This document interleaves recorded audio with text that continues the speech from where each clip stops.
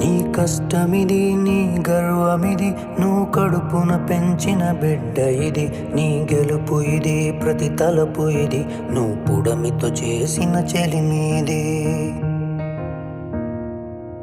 వ్యవసాయమనే నీ సాయముతో పులకరించిన నేల ఇది.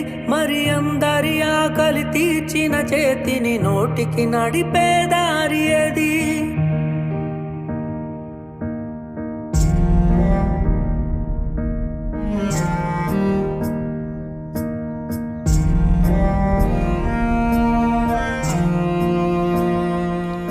ప్రతి రైతు ఒక రాజంట, రాజరికాలే రత్తంట.